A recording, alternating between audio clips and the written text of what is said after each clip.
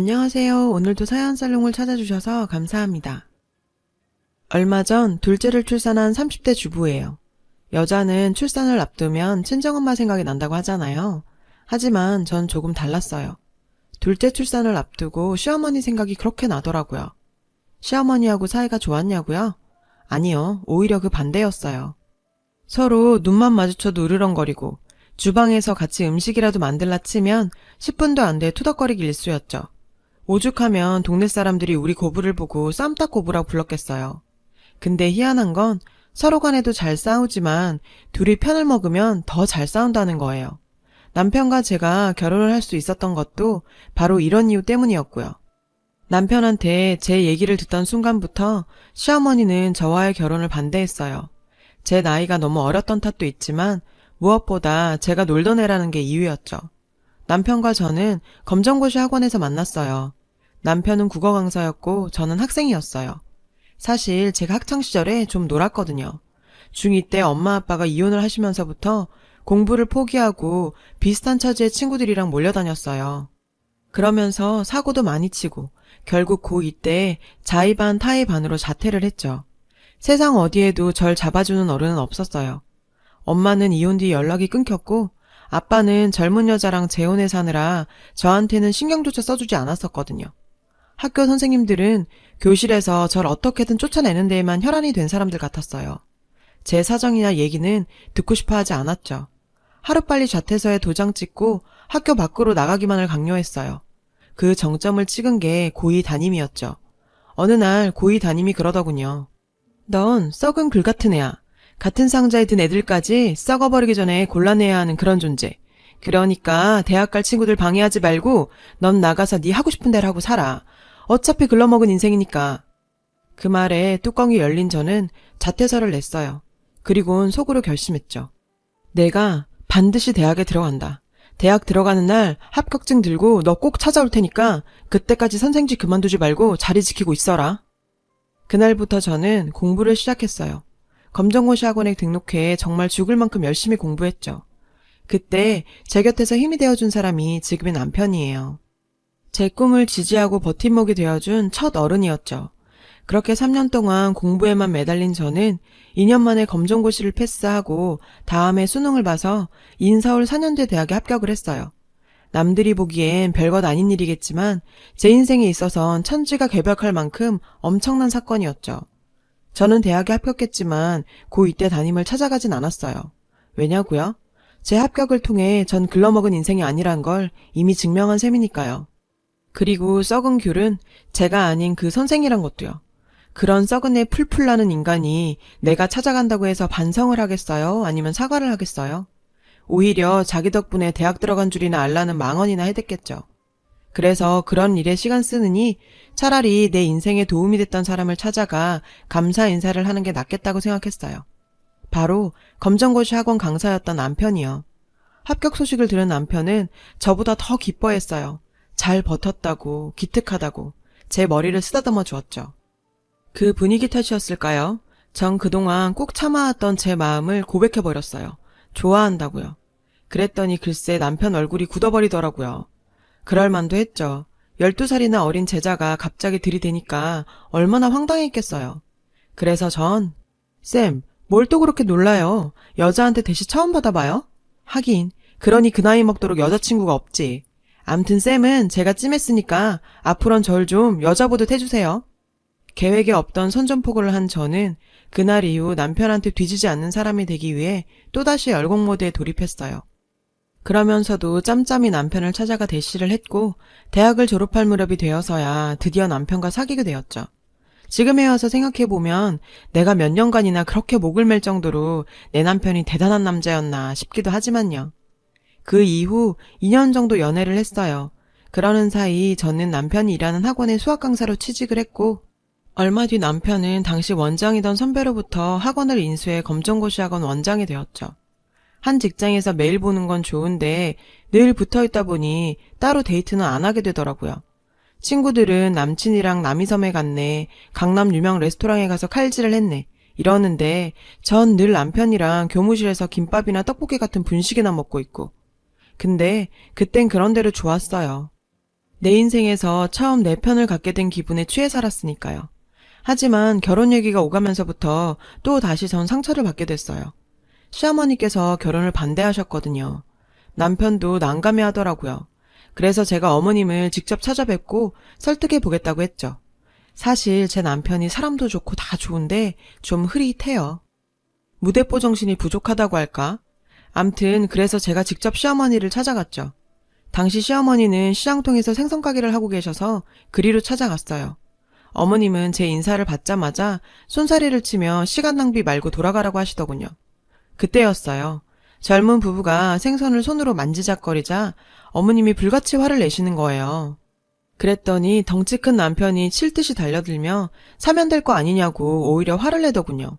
그랬더니 어머님도 지지 않고 그럼 네가 만진 생선 다 사가라고 하셨죠. 그러자 부인이 나서서 생선이 부서진 것도 아닌데 왜 다 사라느냐며 난리를 쳤고 순식간에 시장통은 시끌벅적하게 됐어요. 사람들이 하나둘 모여들고 싸움은 점점 커졌죠. 급기야 남자는 자판을 발로 차며 무력을 행사하기 시작했어요. 상대적으로 연세가 많으신 어머님은 힘에서 밀리기 시작했고요. 그때였어요. 남자가 밀치는 바람에 어머님이 바닥에 나동그라지셨죠. 야, 이 새끼야, 우리 엄마 건들지 마! 그 광경에 헷가닥한 저는 그대로 소리 지르며 달려들어 남자를 발로 차버렸어요. 그리고 그 순간부터 개판이 됐죠. 어머님과 저 그리고 상대 부부가 뒤엉켜서 아우 어마어마했죠. 덕분에 저는 고등학생 때 이후 발길을 끊었던 파출소에 시어머님과 함께 나란히 가게 되었어요. 알고 보니 어머님은 그 동네 쌈딱으로 유명하시더라고요. 어머님을 보자 경찰이 대뜸 아이고 아주머니 또 오셨어요. 이러더라고요. 암튼 그날 싸움은 남자가 먼저 저희 어머님을 밀쳤기 때문에 그쪽이 80%, 저희가 20% 책임을 지기로 하면서 끝이 났어요. 파출소를 나오면서 전 어찌나 창피하던지 아, 이 결혼은 이렇게 물 건너갔구나 했죠. 그런데 그래도 네가 놀던 애라 그런가 의리는 있구나. 조만간 상원이 통해 연락할 테니 그땐 멀쩡한 얼굴로 보자. 전 그렇게 몸빵으로 결혼 승낙을 받았어요. 제 얘기를 들은 남편은 배꼽을 잡고 웃더군요.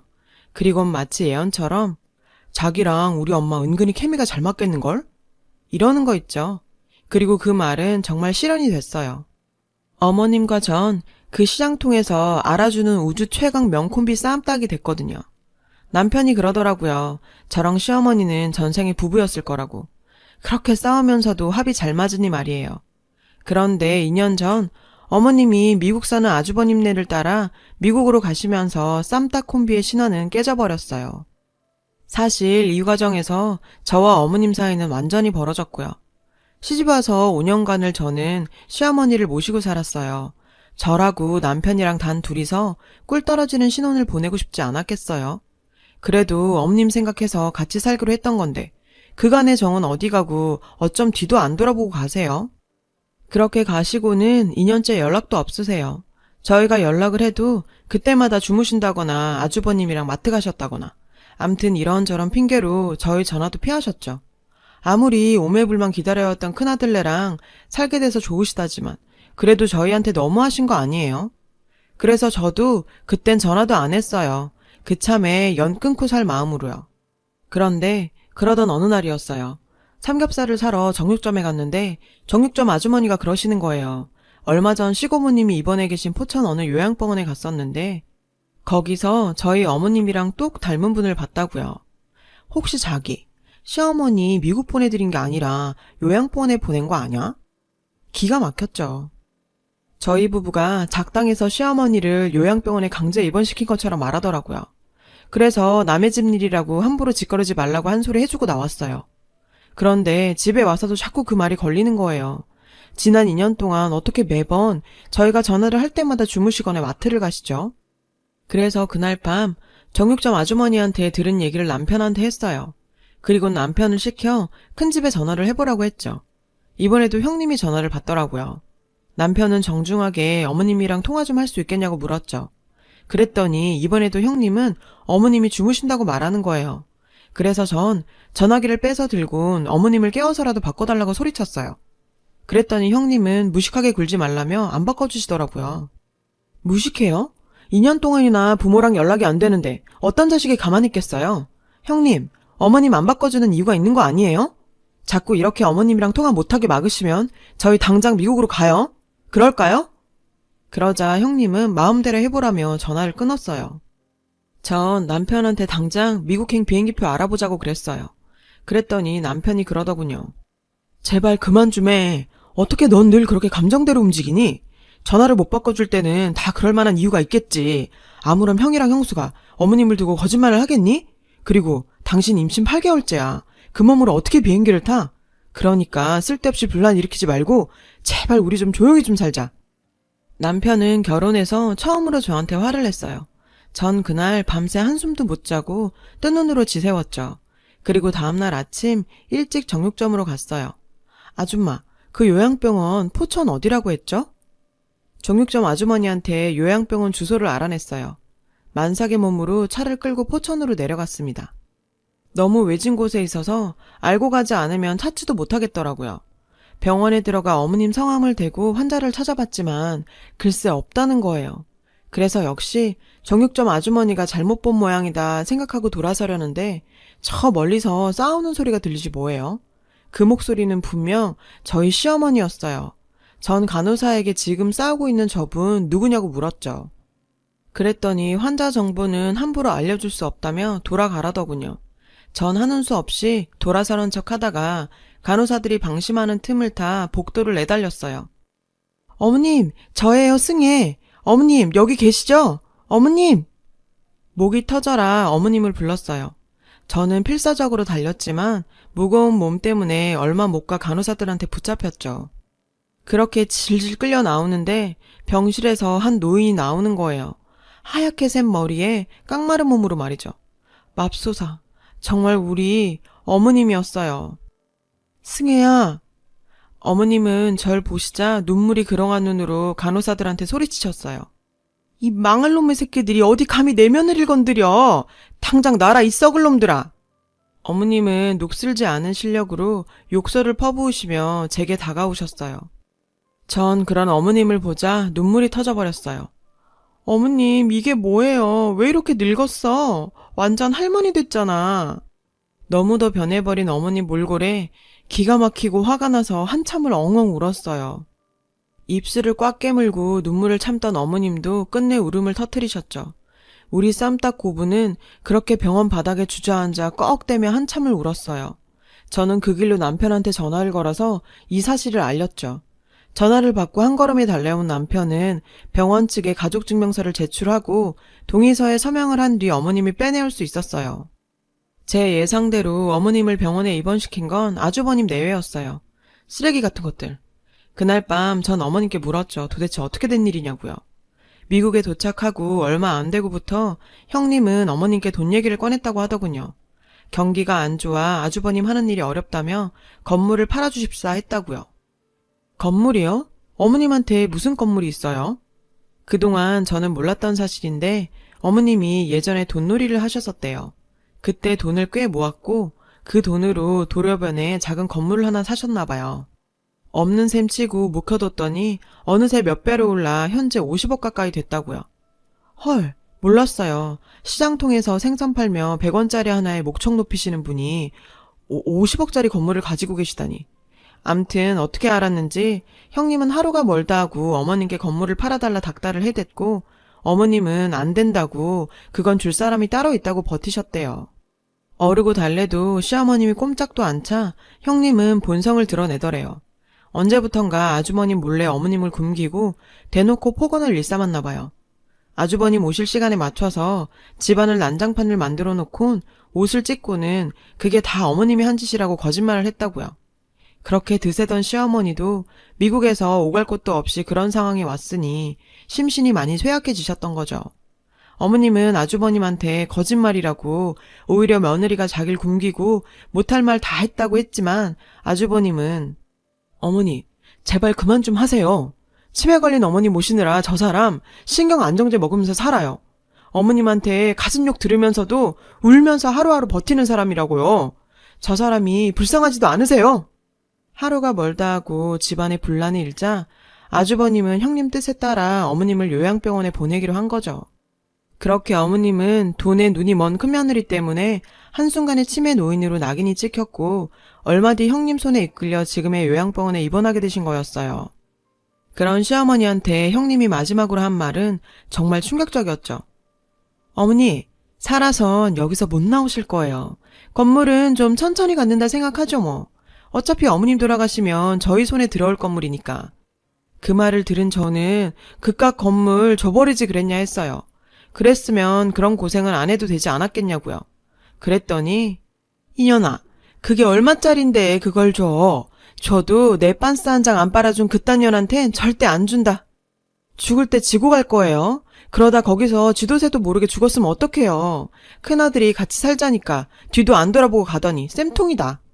내가 그때만 생각하면 진짜 어머님이랑 말도 섞기 싫어요. 제가 지난날 서운했던 감정을 털어놓자 어머님이 그러시더라고요. 이년아, 너도 남편이랑 자식 새끼 끼고 알콩달콩 살아봐야 될 거 아니야. 언제까지 시애미 끼고 살 생각이야?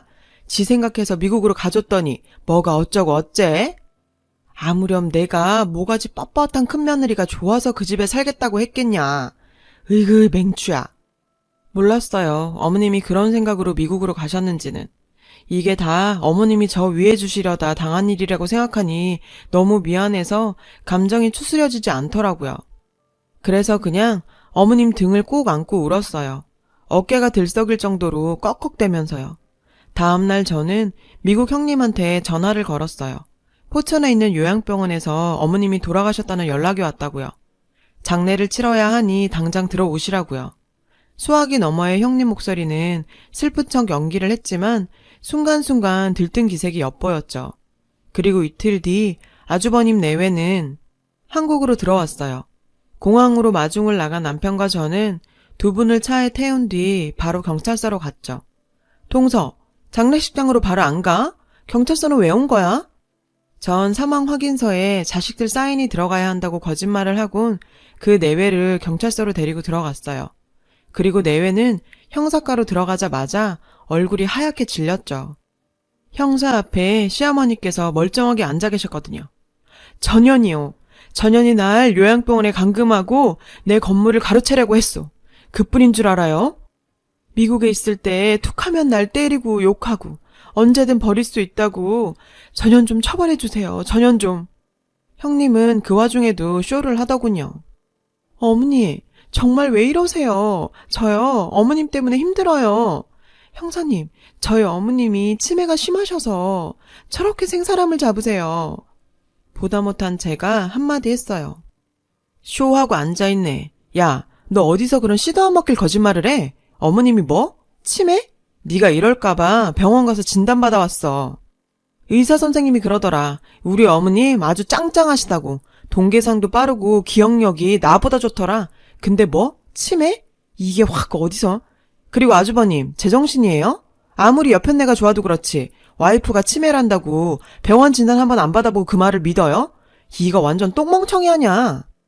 당신 여편네가 당신 엄마를 죽일 뻔했는데 근데도 한 번도 의심 안 하고 와이프 말만 믿었다고요? 진짜 대단하다. 이봐요, 재수씨. 함부로 말 좀 하지 마세요. 설사 내가 실수를 했다고 쳐도 그땐 상황상 그럴 수밖에 없었어요. 뭘 알지도 못하면서. 그리고 아무리 놀던 버릇 못 버렸다 해도 손윗사람한테 2년 전년이 말이 됩니까? 아주버님은 이 와중에도 형님 편을 들더라고요. 제가 반말 좀 했다고 절 나무라는 거예요. 그랬더니 야, 이 미친놈아. 그래, 작은 애가 네 옆편네한테 욕하는 건 그렇게 가슴에 맺히고 네 옆편네가 네 애미 이 꼴로 만든 건 아무렇지도 않냐? 이런 썩을놈의 새끼 같으니라고. 이봐요, 형사 양반. 난 저 두 연놈 절대로 용서 못하니까 당장 잡아 가둬주쇼. 에라이 썩을놈들아, 이 똥물에 튀겨 죽어도 모자랄 것들아. 이번에도 어머님과 전 쌈딱 콤비로서 최선을 다해 아주버님 내외와 싸웠어요. 그날 어머님은 형님을 납치 및 감금, 폭행 등으로 고소고발을 했어요. 그리고 어머님의 사망 소식을 들은 형님이 한국으로 오기 전 부동산에 열악해 건물을 매각해달라고 했던 사실까지 추가로 드러나 죄목이 하나 더 늘게 됐죠. 참, 사람이 어쩌면 저럴 수 있을까요? 어머님이 돌아가셨다는데 건물부터 팔 생각을 하다니. 인겁을 쓰고 어떻게 저럴 수 있는지 정말 이해가 안 돼요. 전 그날 경찰서에서 혼신의 힘을 다해 싸운 탓에 예정일보다 2주나 빨리 출산을 했어요. 제가 진통으로 고생하는 동안 어머님은 옆에서 제 손을 꼭 잡아주셨고요. 그리곤 이렇게 말씀하셨죠. 순산만 해라. 그러면 그 건물 너 주마. 아들놈의 새끼들도 다 필요 없다. 지 마누라한테 빠져서 지 애밀 모른 척한 놈이나 만상 마누라가 지 애미 찾아 나설 동안 방구석에 뭉개고 있었던 놈이나 다 똑같아. 애쓰글 놈들. 너 아니었으면 내가 이렇게 살아남을 수 있었겠냐? 이게 다 네 공이다. 그러니까 그 건물은 네 남편한테 10원어치도 주지 말고 네가 다 가져라. 대신 나중에 내가 혹시 치매 들거든 똥기저귀는 빨아줘야 한다. 건물을 주신다니 정말 고맙긴 했지만 진통 때문에 힘들어 죽겠는데 옆에서 계속 떠드시니까 화딱지가 나서 그만. 아우 어머니 시끄러워요. 아파 죽겠는데 뭐라는 거예요. 똥기저귀는 무슨. 하고 질러버렸지 뭐예요. 어쩌겠어요. 이렇게 생겨먹은 걸. 어머님도 이해하시겠죠. 미운정 고운정 다 든 우리 고부 정말 전생의 부부였을까요? 이제는 남편보다 어머니 보면서 삽니다. 어머님 건강하게 오래오래 같이 살아요. 제 얘기를 들어주셔서 감사해요. 모두 건강하세요. 여러분 사연 댓글에 응원과 현명한 조언 부탁드려요. 좋아요와 구독은 저에게 큰 힘이 됩니다. 오늘도 좋은 일 가득하세요.